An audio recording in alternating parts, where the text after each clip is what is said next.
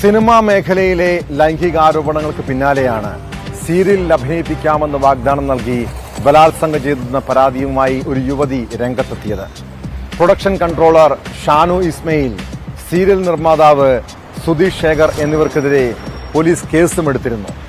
അതിനുശേഷം ഒളിവിലായിരുന്ന ഷാനു കൊച്ചിയിലെ ഹോട്ടലിലായിരുന്നു താമസം. ഈ പകൽ കേട്ടത് ഷാനുവിന്റെ മരണവാർത്തയാണ്. ഹോട്ടൽ മുറിയിൽ വെച്ച് ജീവനൊടുക്കിയെന്നാണ് വിവരം. തിരുവനന്തപുരം സ്വദേശിയായ ഷാനു കേസിൽ ഉൾപ്പെട്ടതിന്റെ മനോവിഷമത്തിൽ ജീവനൊടുക്കിയെന്നാണ് സൂചന.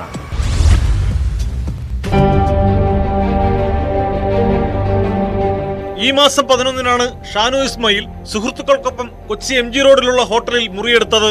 പകൽ മുറിയിൽ നിന്ന് പുറത്തുവരാത്തത് കൊണ്ട് അന്വേഷിച്ചപ്പോഴാണ് ബാത്റൂമിൽ മരിച്ച നിലയിൽ കണ്ടെത്തിയത്. ഈ സമയം മറ്റാരും മുറിയിൽ ഉണ്ടായിരുന്നില്ല. സംഭവത്തെക്കുറിച്ച് എറണാകുളം സെൻട്രൽ പോലീസ് അന്വേഷണം തുടങ്ങി. ആത്മഹത്യ എന്നാണ് പോലീസിന്റെ നിഗമനം. നേരത്തെ നടിയുടെ ബലാത്സംഗ പരാതിയിൽ ഷാനുവിനെതിരെ പോലീസ് കേസ് രജിസ്റ്റർ ചെയ്തിരുന്നു. 2018-ൽ സിനിമയിലും സീരിയലിലും അവസരം വാഗ്ദാനം ചെയ്ത് തന്നെ ചൂഷണം ചെയ്തെന്നായിരുന്നു നടിയുടെ പരാതി. ഷാനുവിനെതിരെ തിരുവനന്തപുരം മ്യൂസിയം പോലീസാണ് കേസെടുത്തത്.